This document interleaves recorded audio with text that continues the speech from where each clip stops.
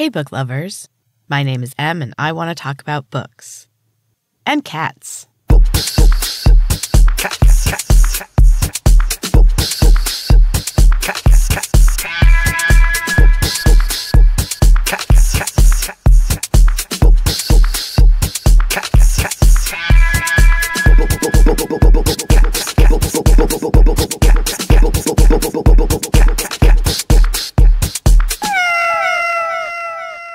Hey, book lovers, welcome back. So I had a lovely little break last week. I got to spend a night in Montreal with my hubby, and I had plans to do some reading and maybe a little writing, but honestly, I pretty much just ended up walking around a pretty park and taking way too many hot showers because our hotel shower was incredible. It was literally the best shower I've ever had. It had 4 different settings of sprayer, one of which was, I think, supposed to hit you on 3 different places on your back, except I accidentally turned to that setting while I was facing it, and I'm very short, so the top one hit me right in the face, right in the middle of my face. It was surprising. It woke me up. So, yeah, the trials of being short. I can't believe I'm that short, but I guess I am. I don't feel that short. Anyway, I spent a couple days focused on relaxing, and I have absolutely no regrets. I guess my only regret would be that we didn't have more time to explore. I love Montreal, and we had not been there since before, the pandemic. So it was great to be back up there, and I'm hoping to go back again very soon. So in book news, I have decided not to buy any more new books for a while. I have already, in the first 2 months of 2023, purchased 8 books and 3 extra Audible credits. So granted, 2 of those books that I bought are for a yoga training that I am starting, but that's still a lot considering I have a massive pile of books that I still need to read and an overflowing bookshelf. I may have a bit of a problem. So I am not going to buy any new books in March, except that I already added an extra book to my book of the month order, now that I think about it. Whoops. So I guess no more book purchases in March starting now. Seriously, I have a problem. I just love books. And this week's book was no exception. I used one of those extra Audible credits to get this one. And this week, I want to talk about Mean Baby, a Memoir of Growing Up by Selma Blair. So I am on a bit of a memoir kick this year. I've talked about it a few times, which it was my original goal for this season of the podcast. I love a good memoir, and there are so many out there. And I'll listen to just about anybody's life story. I find them all interesting. And this one was fantastic. It's also read by Selma Blair, and she has an excellent reading voice. And she also gets very emotional at times during the reading. It's really brief parts, but it really adds to the emotion of the section. Some of it is just heartbreaking. This one was an emotional one for sure.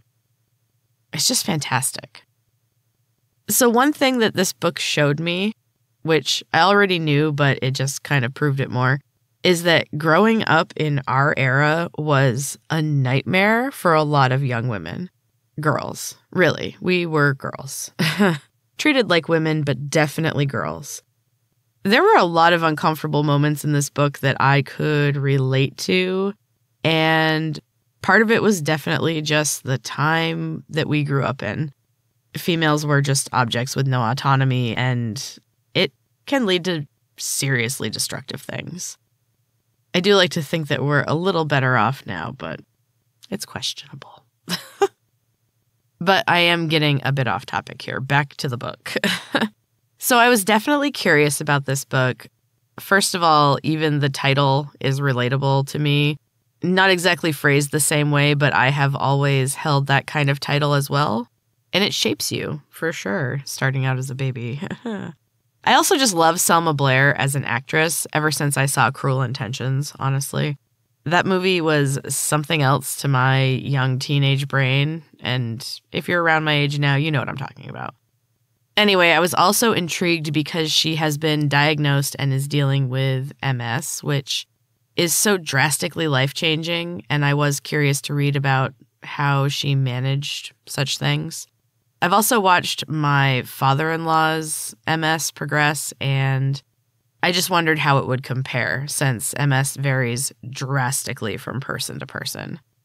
And honestly, this book just ended up being better than I expected.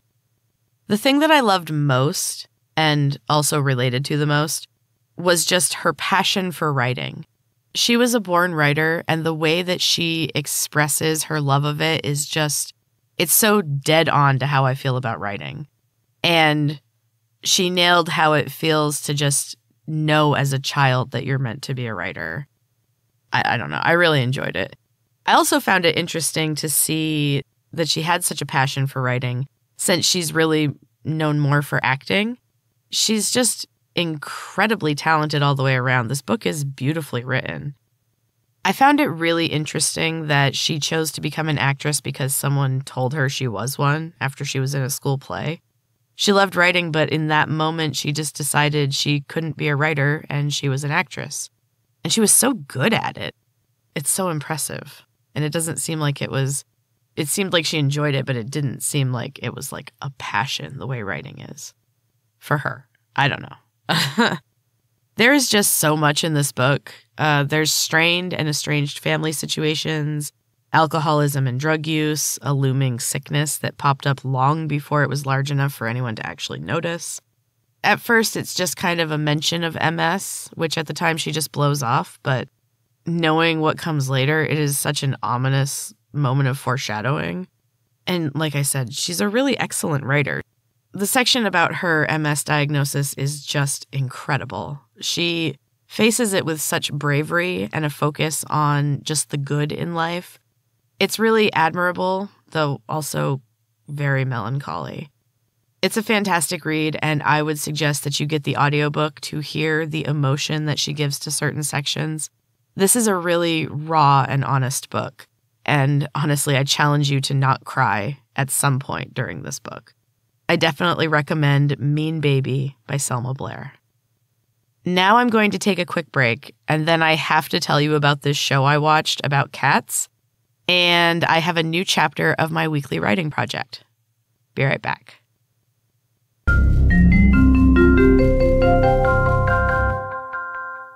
Welcome back, book lovers. So sometimes my insomnia is beneficial. I recently had a night where I was wide awake and just looking for something to watch. And I found something that I knew I had to share here. It's a movie on Netflix called Inside the Mind of a Cat.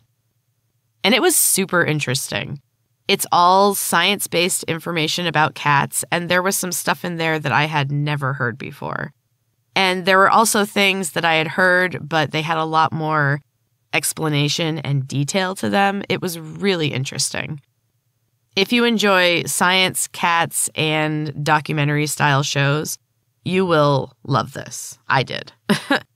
And it was a nice, mellow watch, though it was too interesting to assist me with falling asleep. Still, if I can't sleep, I do try to use the time to do something productive, and this counts as work. So I tried to take some notes of some of the interesting bits, but honestly, it was all really interesting.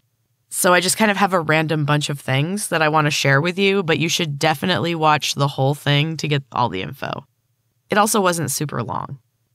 So here's some random stuff. First of all, why did no one tell me that I could study cats as a profession? I guess I'll just have to keep podcasting about them now, and I am good with that, but I don't know, that sounds like fun, and it sounds super interesting. Another thing I found interesting was that cats have not really changed much genetically since about 3.5 million years ago when the big and small felines split.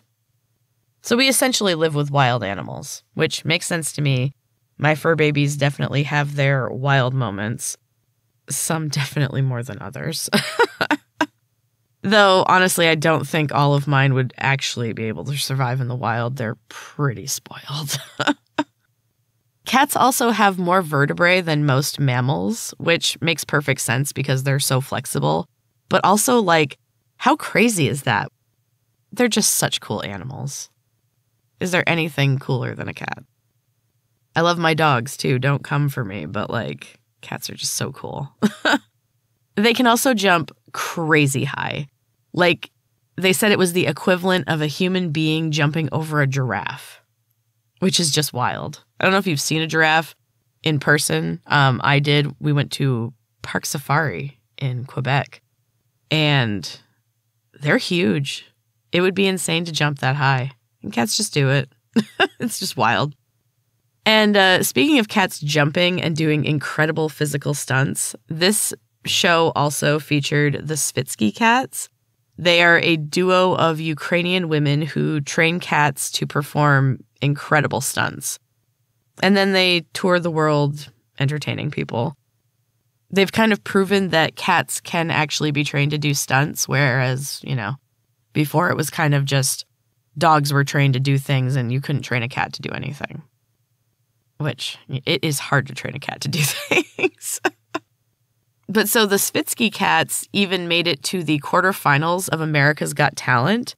They're incredibly smart and talented, especially the team captain named Dasha, who performs all of the most difficult stunts.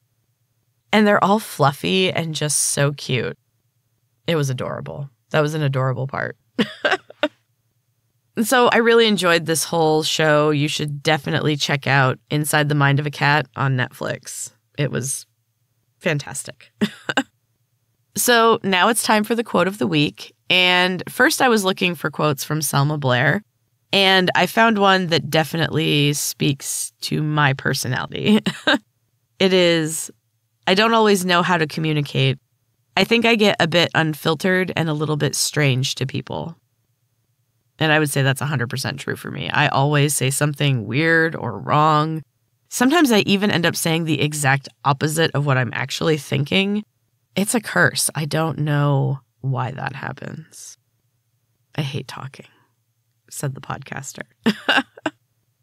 So then I was looking for something a little happier, and I decided to look for a good quote about cats, and I found one by one of my old favorite authors, Ernest Hemingway. And this one is just so true. The quote is, "One cat just leads to another." And they sure do. And then suddenly you have 4 cats and a huge dog who is not even done growing yet and kind of thinks he's a big cat. And life is awesome. Honestly, pets are the best. And finally, it is time for a new chapter of my weekly writing project, which is currently titled Ocean Eyes. It is book 2 in my Verdant Valley series, and this week is chapter 19. Enjoy. The hidden palace was a mournful place, draped in thick cobwebs collected over the centuries. Morena hated it immediately. The hanging gray tendrils made her skin crawl, and she soon felt as if insects were battling all over her. She followed the queen, who moved silently through the musty halls. In the shadows beyond the gray, she saw movement and the occasional flash of eyes when the light above the queen passed. Morena kept close to the queen's train. The light did not extend far beyond her long robes, and Morena did not like the feeling of the darkness behind her. It felt like icy fingers stroking her spine. It felt like a warning. The hall went on forever, it seemed. Morena was exhausted. Her feet grew impossibly heavy, and it took all of her remaining strength to shuffle on. The queen never looked back. She moved with steady, even strides, and showed no signs of slowing down. Morena fought to keep up. She fell back once, and as she was enveloped by the darkness, the sound of 1,000 skittering creatures descended upon her. She put her head down and used the surge of panic to increase her speed once again. She was so focused on finding the light that she ran full on into the queen's back, trampling her robes and sending her pitching forward. The light swooped down and swiftly encircled her. She was held suspended for a moment before being returned to her feet. She spun around, and for just a moment her face betrayed her rage. She was old, as ancient as the very beginning of time. Her anger was the anger of ages, and Morena dropped to her knees and awaited her death. She dropped her forehead to the soiled robes beneath her. She felt nothing. Acceptance, maybe. Morena was so tired. She honestly didn't care if she went on. She had given everything she had and more, and there was just nothing left. She welcomed the ancient queen's wrath. She certainly deserved it. "Get up," she said finally, "and pay attention from now on." She turned away and waved her hand in an arc. The air in front of her shimmered and wobbled. The woman stepped through, pulling her robes behind her. Morena stumbled after her. The slippery boundaries of time slid over her skin. She shivered. Its touch was deeply cold, the terrible cold of death. Then she began to fall. The air around her was heavy and damp. It was incredibly warm now, and she was quickly covered in sweat. The air dried her as she fell, and a chill settled into her bones. The heat against her skin did nothing to warm her. The pit of ice remained. As she fell through the humid darkness, Morena attempted to turn her body in the air. She was scanning all around for any sight of the queen's light, but there was nothing. The queen had vanished, and Morena was alone in this never-ending fall. She wondered what awaited her at the end, and if there was one. Her mind wandered. After a while, pictures formed in the darkness in front of her. Not hallucinations. Memories. Mistakes. She was surrounded by burning trees. The entire forest was ablaze, and the heat was unbearable. Rhea was beside her. Younger. So much younger than the woman who'd returned to the cliffside cottage and brought doom to Morena's door. Chaos and destruction followed Rhea, but this was another time, early on after the peace tree took root. They had been traveling on foot for weeks. Morena had still used her wings back then. In fact, she liked to show them off early on. She had been so proud of her bloodline, of being a child of death, of fulfilling the prophecy and saving the valley. Then the valley turned against them. Time stole their gratitude, and stories emerged which painted the children as horrific monsters with unmitigated bloodlust. They became the stuff of nightmares and were shunned by many. There were few people in all of the magical lands who would give them hospitality, and those who would always wanted something in return. Morena had unleashed some horrific plights on unsuspecting villages, just for a place to sleep and a few stale biscuits. She was not proud of her choices, and she hid from these memories as much as possible. But there was no escaping them now. She watched. She felt the heat of the burning trees and the houses. She heard the screams, and they shook her to her core all over again. Rhea was grinning beside her. The firelight made shadows on her face and warped her beauty into something far more sinister. In her memory, Morena was grinning back. Why not burn a village? She needed to survive, and their mindless babble had turned the world against her. The woman they were staying with was an angry old crone who lived on the edge of the village. Her magic was of the witch type, but she was quite powerful in her own ways. However, she wanted to cause greater damage than she was capable of alone. Morena didn't know if she'd ever known the woman's reasons for wanting to destroy everything around her. She hadn't cared back then. She and Rhea were running. They just kept going and kept destroying, as if they could burn away the past. She hit the ground so hard it knocked the wind out of her completely, and she panicked and struggled to breathe for a bit, flopping around like a fish thrown on a riverbank. Lights bloomed over her and illuminated her wild thrashing, and she heard the rough, breathy laugh of the queen. She stood before Morena, but she was now massive. She rose up like the stone walls around them, and her voice rumbled like the beginnings of an earthquake. Breathe, she rumbled. And suddenly she could. The air was thick and hot, but Morena breathed as deeply as she could. It made her cough, and she knelt on the hard stone, hacking away horribly, until the Queen again spoke. Enough. Her voice was somewhat gentler this time. There was a hint of sympathy. The vibration slowed her coughing, and soon she could breathe easy. A breeze stirred around her, and the Queen shrunk down to human size. The lights around the room came together in one big bright orb that danced around her head. Morena moved slightly away from the edge of the light. She still didn't trust the shadows.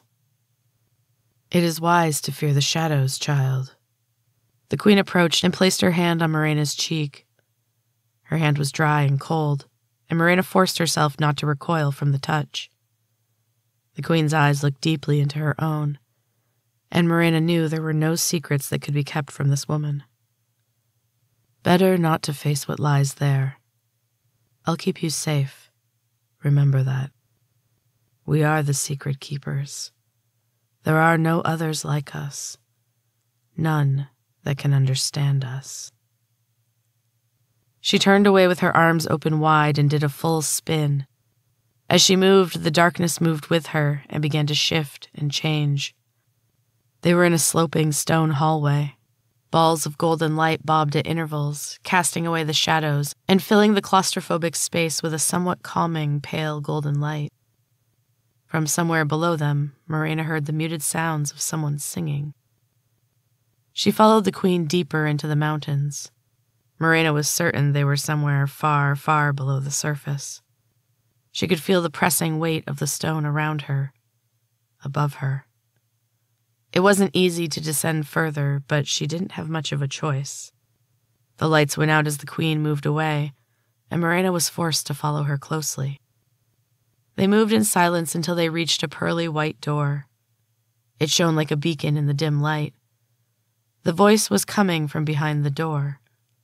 The Queen paused and gestured to it. I will leave you here for now. Do not fret.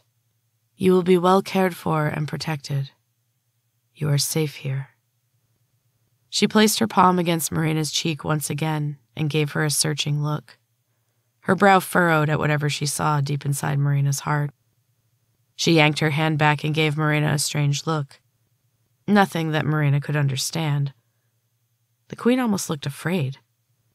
She wondered which of her terrible secrets had managed to affect the Queen of the Deep Woods, mother of the ancients. The Queen moved with uncanny speed as she ascended the spiraling hall. Morena was left in the darkness, but it was softer and less threatening. The door glowed dimly with its own luminescence.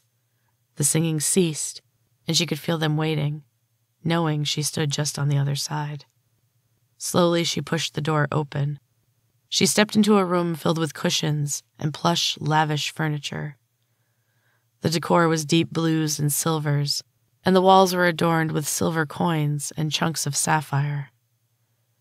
Morena crossed the room and lightly ran her fingers over the gems embedded in the stone. They glittered under her touch.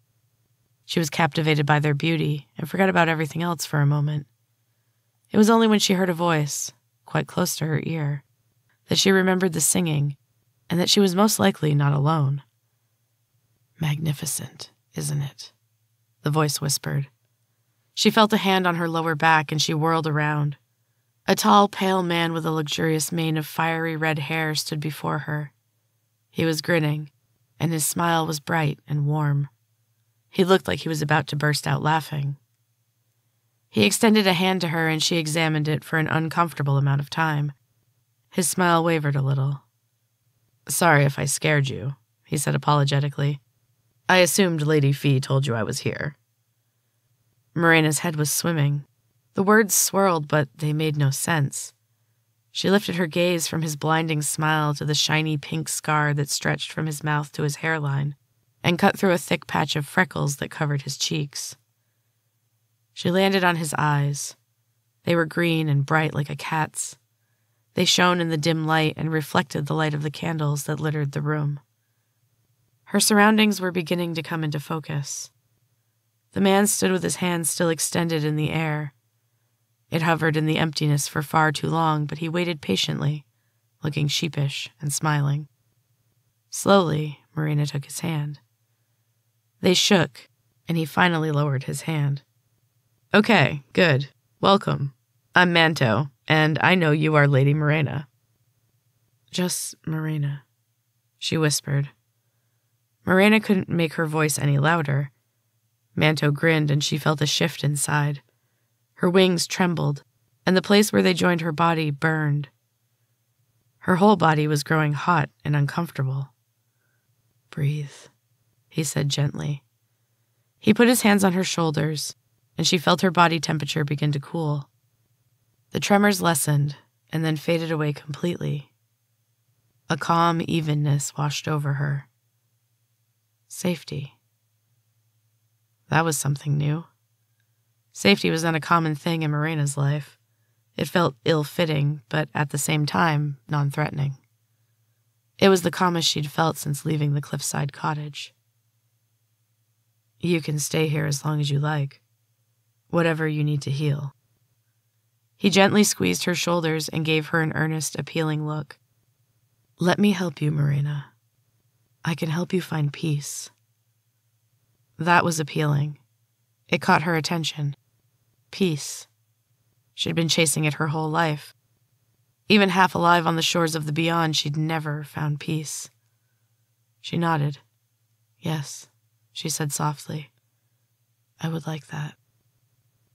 He rewarded her with another warm grin and steered her to a pale blue velvet sofa. Marina sank into the luxurious softness with a massive sigh. Safety. She was suddenly overcome with exhaustion. She'd been running for so long, and she was so tired. It caught up with her all at once. Her eyelids were too heavy, and she fought to keep them open. She watched the blurry figure with the shocking red hair moving toward her carrying a blanket. He tucked it gently around her and ran his hand over her hair. "Rest," he whispered. "You've earned it." His lips brushed her forehead lightly, and then he moved away. Her eyes fell closed and did not open again as she lost the battle with sleep. And that's the end of Chapter 19, book lovers. I hope you enjoyed this week's episode. If you did, please rate and leave a review wherever you listen to podcasts, or go check out the show on YouTube. Every listen and view really counts, and I appreciate you all so much. You can also check out frapmedia.com for all of my writing and booksandcatspod.com for all things books and cats. Have a beautiful week, book lovers, and take care of yourselves. Thank you so much for listening, and until next time, keep reading.